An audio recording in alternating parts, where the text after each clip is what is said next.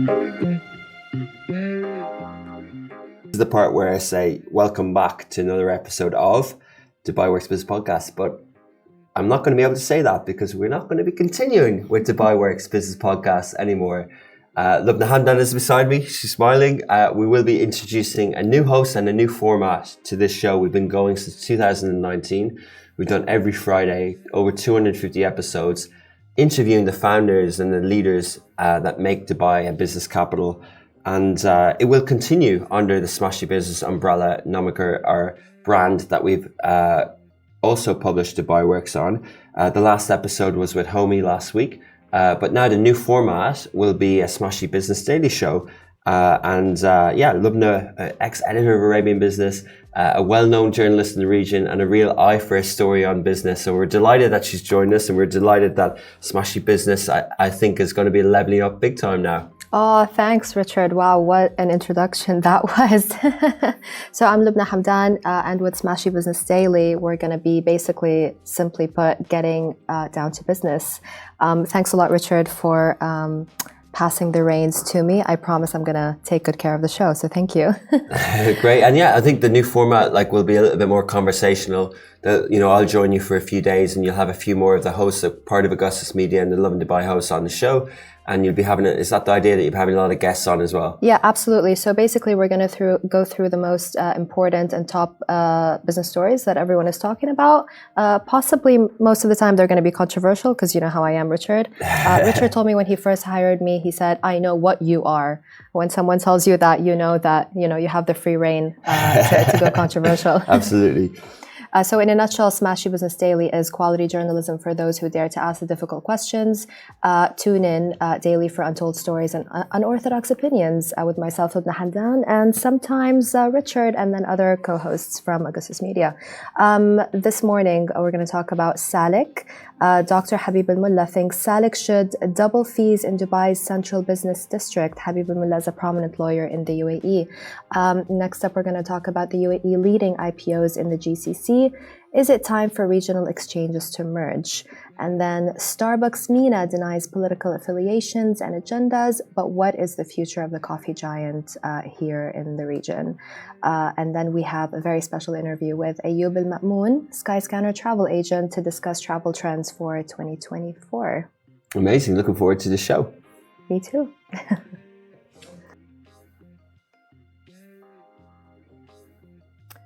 Okay, welcome to the Smashy Business Daily Show.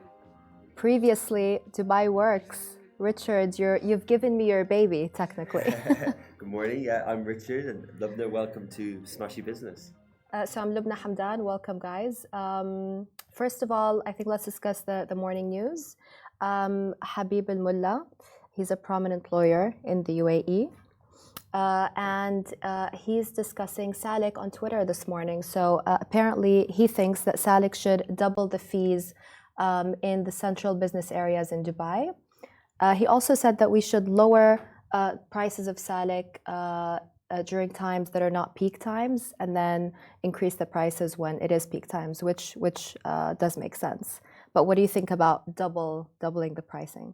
Yeah, I think it's fascinating. Salik, obviously, we're part of the UAE IPO strategy recently, so we have a lot more insight into their earnings and their revenue and their makeup and their prospectus and everything like that. Previously people might have thought that Salik was part of RTA, or it's just something that's on the roads, but it's up in the UAE, and the UAE backs some projects that some are massive successes, like Burj Khalifa, and others sort of don't have the same trajectory. And I think transport as a percentage of GDP is obviously really, really high here, and it works, right? And I think people sort of understand that taxes and funding for roads and transport in a city that's a city within cities and a city that's continuing to evolve is needed, and Salik is a key part of that. I think what a suggestion there might be for kind of city planners to understand congestion, but also understand that kind of diversification away from oil, and how can you get extra coffers into the city's cabinets and things like that, and maybe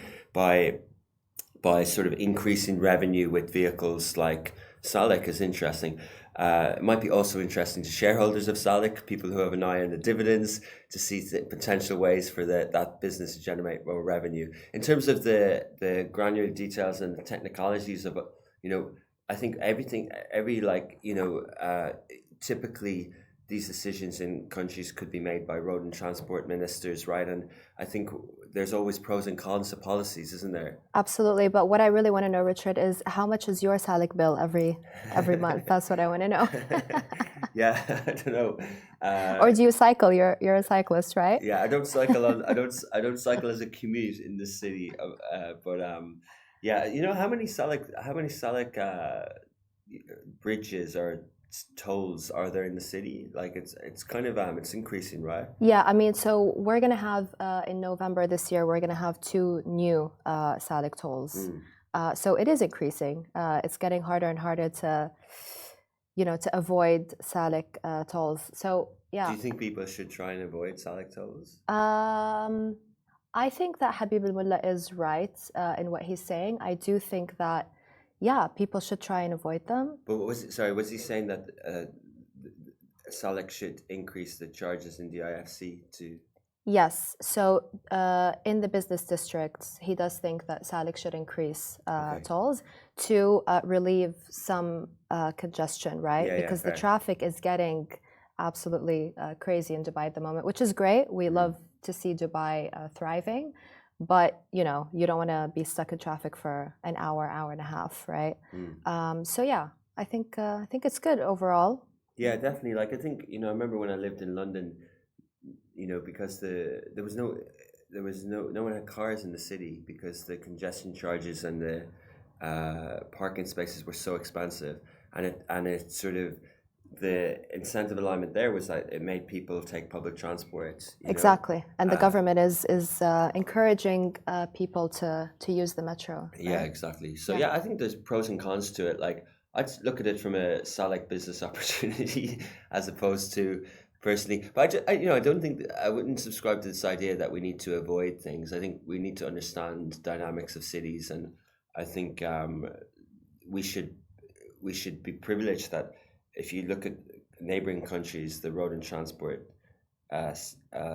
roads aren't as good, right? Like the network and the investment in transport isn't as good, and like we're quite blessed here in terms of as the city expands, you see new big highways and things like that. And obviously they can't go fast enough, but the project management department of the RTA is known as it always wins the award of all the semi-state and state entities, and so much so that like that project management entity gets given gigs by the government that are related to construction, right? Like the RTA is building Hatta, not like Alec or one of these big construction companies. The RTA, because they know that project management is so damn good, right? Like absolutely, all that stuff. So. And I think a lot of people are regretting not investing in Salik as well, right? And it's obviously had a successful IPO on the DFM. And then speaking of IPOs, the nice UAE. Segue, love that. Yeah. Speaking IPOs. Of IPOs, yeah. So the UAE is leading or led IPO transactions last year in the GCC with $5.5 billion in transactions, which leads me to my next point. Richard, do you think it's time for the regional exchanges to merge? What do you think? Yeah, punchy question. Yeah, look, I think it's fascinating, right? I think what's happening with the IPOs is fascinating. It reminds me because I didn't live in Russia in 1990, but I can see the patterns with that. And I know you probably understand, being half Russian, you probably understand this, but like there was the whole thing, right, when Russia kind of opened up a bit. And the period is known as loans for shares, and like after Pistokia, after that period under Yeltsin, and it was kind of a land grab for state companies that were now in the hands of private sector, right? It was a mass privatization, and people were able to gulp up or grab up a lot of these companies. And I think what's happening here is a regulated version of that, right? Okay, the IPOs are small percentages, like 5 and 10%, but you're getting a chance to own an asset, right? So what is it driven by? It's driven by it needs the markets the capital markets are a key driver in any economy. One of the strengths of the trillion dollar economy, biggest economy in the world, China hasn't passed them out, is the US. And one of the key drivers is capital markets. Not every country has huge capital markets, right? Like, and we know the Nasdaq and the main exchange in the US, like the two main exchanges in the US that drive a lot of that, right? Right. So I think capital markets are vital for a region and economy. And what we've got in this region is legacy bourses like the Kuwait Exchange and a few others. And now what we've also got is like these countries in the region are sort of like competing with each other, right? Whether it's hosting big events or whatever, and they also want the most valuable stock exchanges. Exactly. So, so even like when startups are started up in countries like Lebanon, they're announced as Abu Dhabi listings, Yeah. right? But one of the strategy around that is just to create more liquidity and to have more listings on your stock exchange. Not a vanity thing, but like kind of like who's bigger. Absolutely. You know, I remember when RMX went, IPO'd on Nasdaq. Nasdaq, yeah. And I remember Fadi Ghandour at the time. A few years later, there was a business conference, and Alabar was talking about investing in the region and in startups. And then right after him, Fadi Ghandour went on stage and he said, sorry, Abu Rashid, but where were you? Why didn't you invest in RMX? Nobody wanted to invest in RMX. So I think, seeing more IPOs here, seeing startups IPO, go public, sorry. Oh yeah, I get the point. It's great for the region, right? Yeah. It could, like RMX. Yeah, I mean, but the companies that have done the Nasdaq in the last few years, like Swivel and Ngami, hasn't worked at all. And Ngami are going to delist now. So I think 5-10 years maybe they ago, should have listed in the region. Maybe they should have, but maybe too. But like the DFM, the Dubai Financial Market, didn't have even Nasdaq at the time. Right. There are now 3 exchanges in the UAE. It's probably too many, right? Exactly. Yeah. Exactly. So I think the DFM. I'm not sure the intricacies of this, but I think Dubai Financial Markets is kind of, there's 2 options there, and it's nice that they have Nasdaq because people can have kind of dual listings as well. Like there's been a few dual listings recently as well. Like I think competition is healthy. Like in Europe, you've got Frankfurt, you've got London, and in London you have the alternative investment market. You've got different places to list. But I think the general point is that like people like Fadi Ghandour and RMX 20-30 years ago, when they were choosing their options, it wasn't just that maybe the exchanges didn't have liquidity. It was just that there wasn't this strategy around exchange growth and values, right? Like, absolutely. And now going back to what I mentioned about the state companies, like during the pandemic when Emirates needed cash, right? It was a state bailout, right? And which is all well intended and all fine, but like, the next time they need 10, 12, 20 billion dollars, they can just list 5%. And people are kind of saying that'll never happen, but like, look at all the listings in Abu Dhabi in the last couple of years. Yeah. Like, when ADNOC Distribution was kind of the first one, and then Aramco followed, and then ADNOC, others followed. But like, they've seen, they're oversubscribed them about like crazy numbers, right? We've never seen this before. Absolutely. And the oversubscription then, when they go public, they pop a bit, but then the trading volume isn't there. Yeah. So I think there's still maturity in the capital markets needed. Like we don't have in the US on Robinhood, there's about 30 million daily active retail traders, which all the old school brokers don't like, but it just creates this liquidity. Yeah. So we kind of need that, and we need like there's good startups in Dubai like at Baraka and others who are like Robinhoods here. They haven't added the regional exchanges to their app yet. Yeah. So it's actually really hard to do retail trading on apps. Like BHM Mubashir is the only one in Abu Dhabi that I can trade daily on the regional exchanges. And even for me to be able to trade, even if I have a comment Saudi residency, even for me to trade retail on Saudi market is almost impossible to get on. Right. So I missed the NBC IPO, which I'm annoyed about. Yeah. But like that also, even though they're not even paying dividends, their IPO popped as well. It was like 5% or 10%. Absolutely. Listing. So yeah, look, I don't know. I think competition's healthy. I think maybe in the UAE 3 is too many, but like why not have 2? Like 2, there's 2 in most advanced, fast-growing economies. Tata will obviously is going to try and be and probably is at the moment that largest markup because of Aramco's choice to list there, and even at that time, people were surprised that they chose there. Yeah, right. But I think in hindsight, with a future vision, I think it's good that people are listing in the region. Yeah, absolutely. Speaking of healthy businesses and successes, and maybe some failures, I suppose, which is Starbucks is going through that at the moment. Starbucks is having some issues. They released a statement a couple of days ago. They're still everyone is still talking about this. They're denying political affiliations when it comes to the Gaza genocide, and they're denying any agendas, any political agendas. But what is the future of Starbucks in the region, right? They're facing issues in Egypt. They're closing down in places like Morocco. What are your thoughts on that?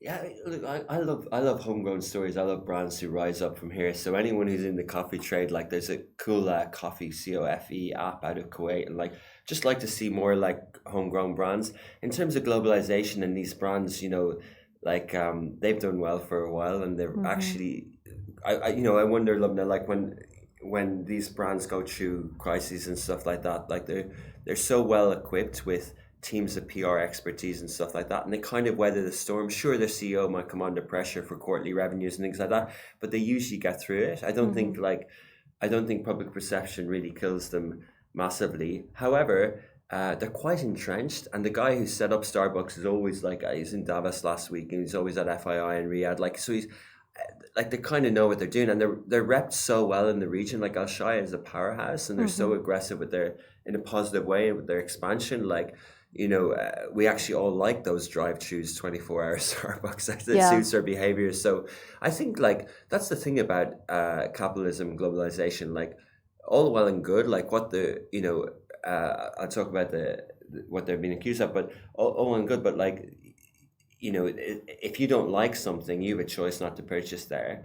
But if they're providing something of value in the market, generally they're going to do well. I think public perception is one thing, and marketing and image, it can hurt you. But if your product is still superior and your offering and your brand is still superior, like is it superior though? I feel like the coffee is it's not that great. No, but I think it's I think they've got the kind of hearts and minds part. I'm trying to get you in trouble here, but you're doing well. No, I don't mind. I don't mind talking about the what they're being accused of. Like, I'd like to know though, like, because there's been conspiracy theories about the Starbucks logo and the star and all that from the past, and like I'd like to know, like, I know McDonald's got some crap about like donating to the Israeli army and stuff like that, but like I'd like to know like the real accusation, because I wouldn't judge them on that. Like, people like boycott Starbucks, but I'd like to really know, like, I feel like when you have a brand like Ben & Jerry's that comes out and has the courage to say what's happening is wrong, and then you've got Starbucks, just kind of,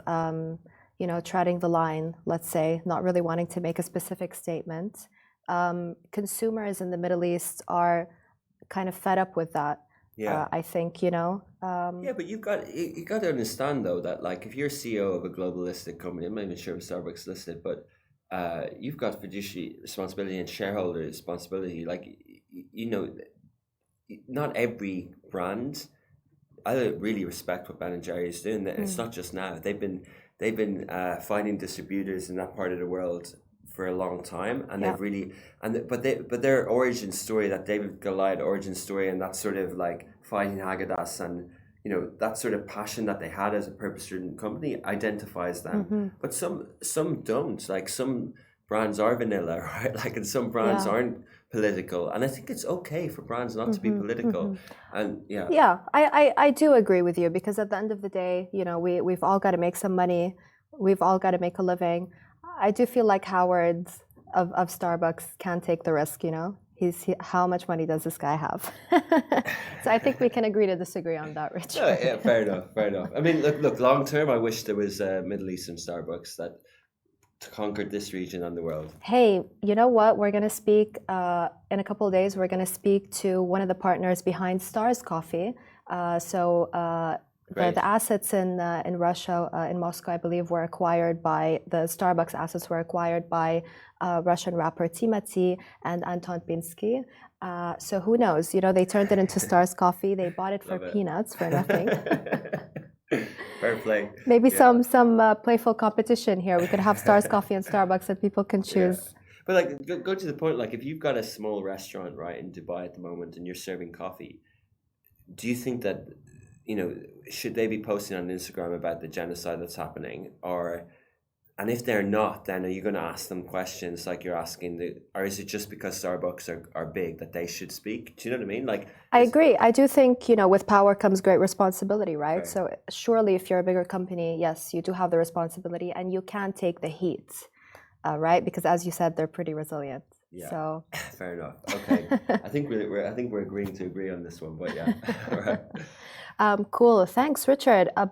So last question, how do you feel about handing over Dubai Works? Yeah, I mean, I think what we want to do with the Smashy business is fill a void, fill a gap that and people's daily consumption habits in business, and in the Gulf particularly. And I've loved doing Smashy. Loved doing the Dubai Works Business Podcast for 5 years and over 250 episodes with CEOs and founders. But I think a lot of that was under the Smashy business sort of umbrella, and just having an actual trained professional journalist take over is a great evolution. So I'm excited to see and be part of this sort of evolution and rebranding and repositioning and higher frequency, and just to tell more stories, right? Like, we're talking about some of those coffee companies like Dubai Works has interviewed a lot of those great kind of entrepreneurs in the F&B sector and things like that. And I think, what the Smashy Business Daily will do is just continue to tell those stories. Yeah, absolutely. Good luck with it. Love that. Thank you. Hey, you're going to be my co-host, right? Like sometimes at least? Yeah, we'll jump in, have a chat. Yeah, not every day, but... try and navigate those punchy questions, but yeah. What is your message to your fans, Richard? One last message to the Dubai Works audience. Yeah, I think we'll drop a little recording on the Apple kind of Podio podcast to just kind of tell people what's happening with that feed. But I think this is a fresh start. Like, this is their first episode of the Smashy Business Daily, and we're doing it as a kind of a beta soft run. So I think it's exciting. It's exciting to see where it'll go. Yeah, absolutely. Let us know also, guys, what you think of this. And yeah, untold stories and unorthodox opinions, I guess, here at Smashy Business Daily, where we dare to ask the difficult questions.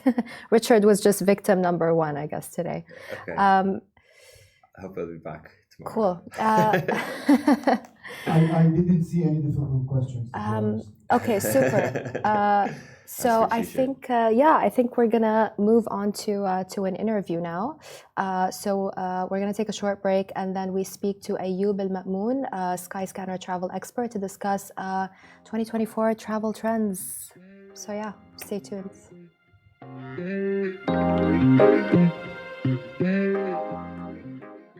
Want to travel but don't know where to? Well, you're not alone. Apparently, most travelers in the UAE have no idea where they want to fly, which is exactly why Everywhere was the most searched destination on global travel marketplace Skyscanner.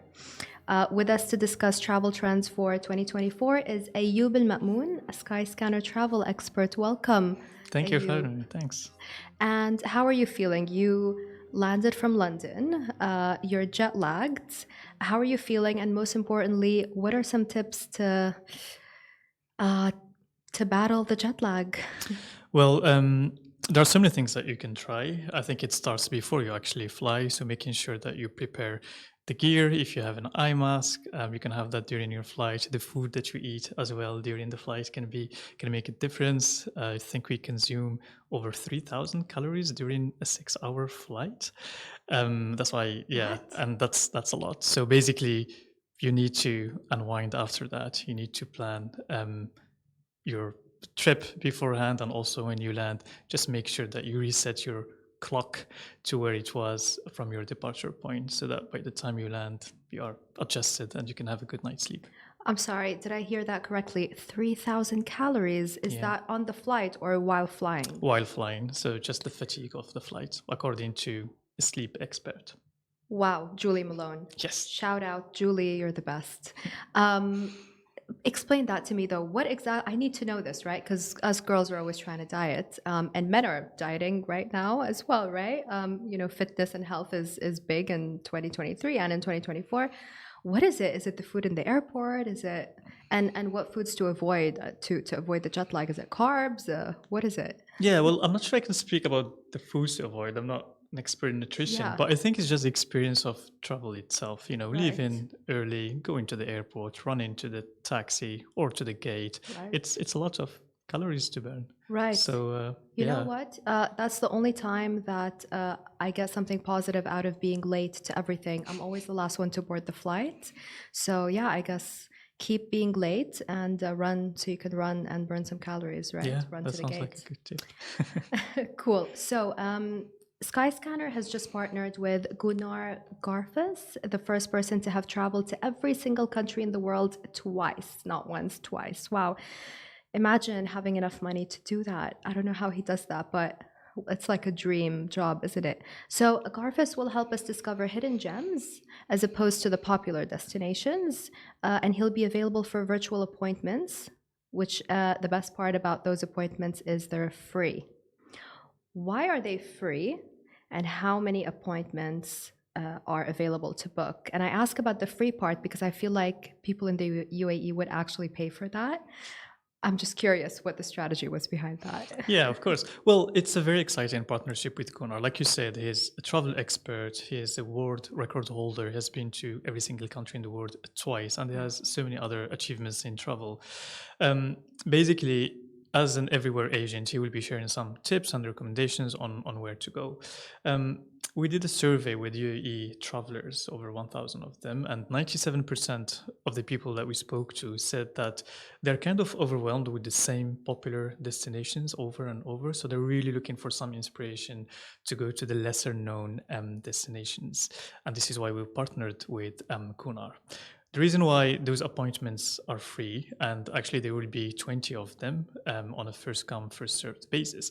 But the reason why they are free is because we really believe that, well, our mission is to help people travel with ease and confidence and effortlessly.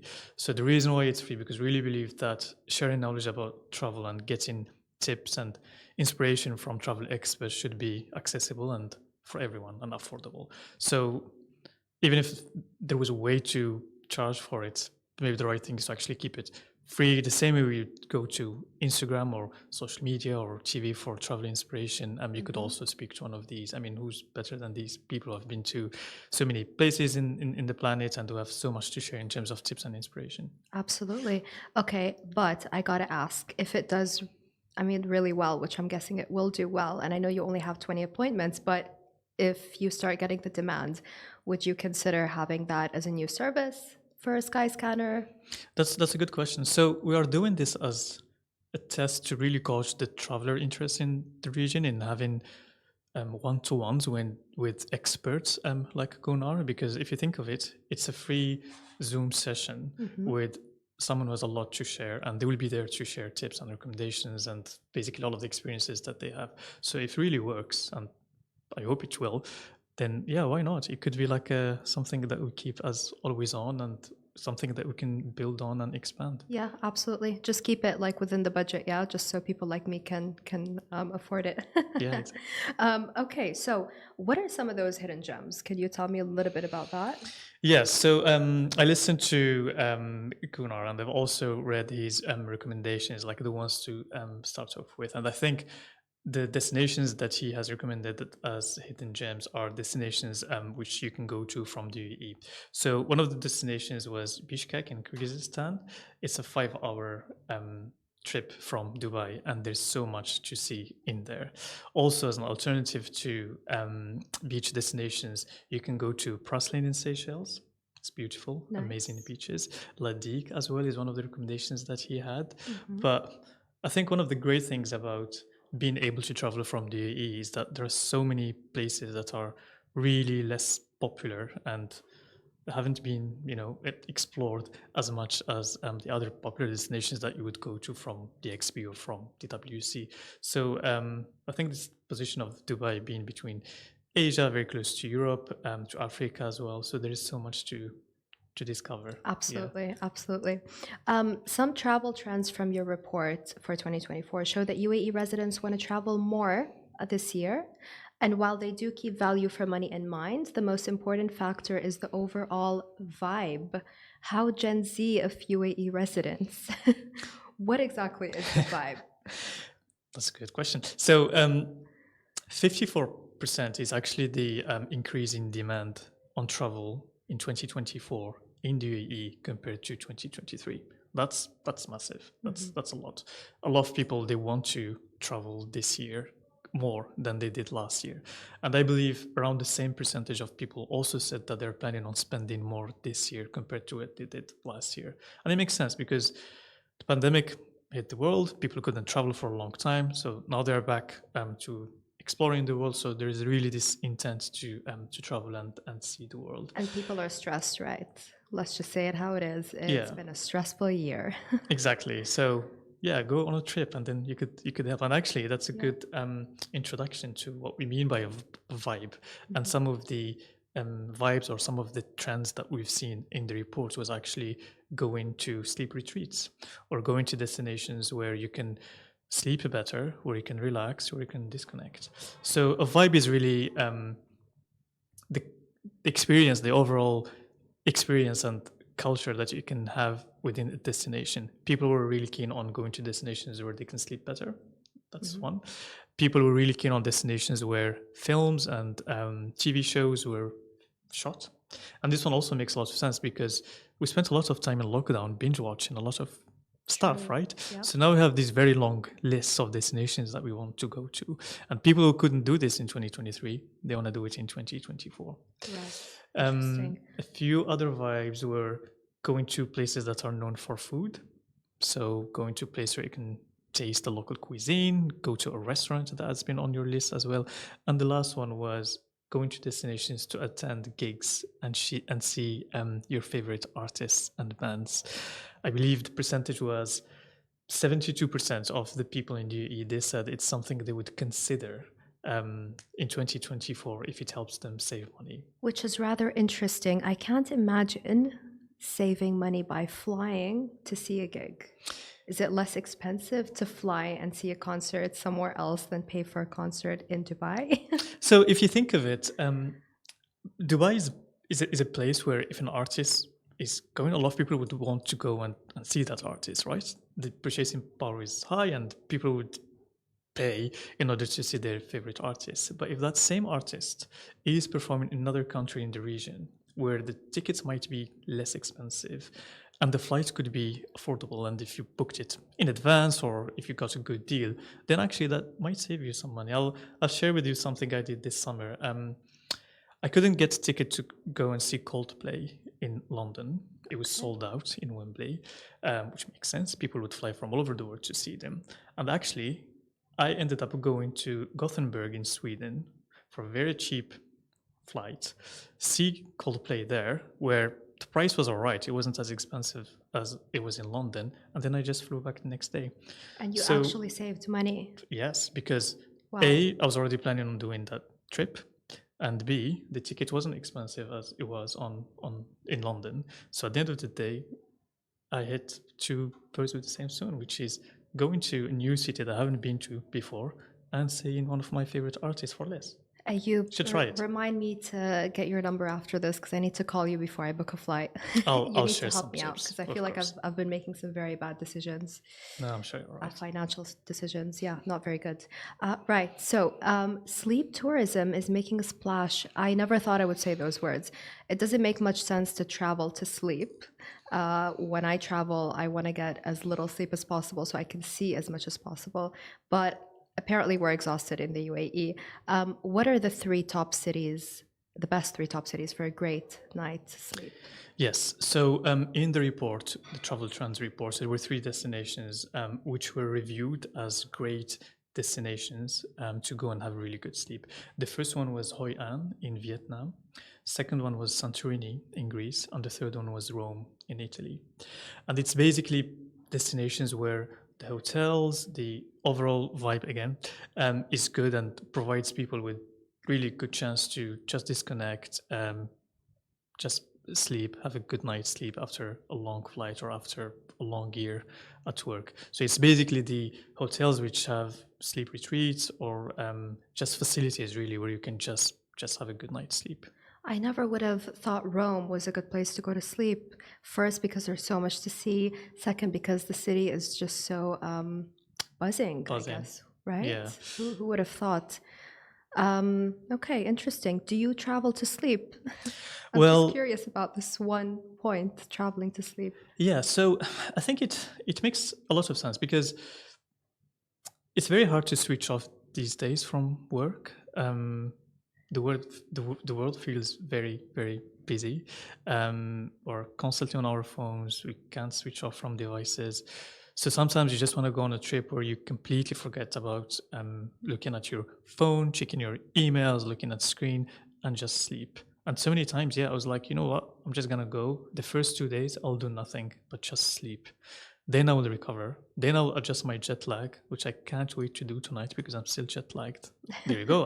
I hope I will have a good sleep tonight. Exactly. The blinds and AC. The coffee that you just had 5 minutes ago, Ayub, is not going to help you. I know. That was a bad I decision. regretted. Julie would highly disagree. Julie Malone is a sleep expert. I feel like I failed her. Disappointing, Julie. Right. Yeah, you know what? That does make sense. I do actually tend to fall asleep as well, but I just feel guilty about it because you're out traveling and you want to make the best of it, but gotta do what you gotta do. Skyscanner revealed that 37% of UAE travelers plan to upgrade their flight to business or first class in 2024. 42% plan to purchase airport lounge access to get their trip off to a great start.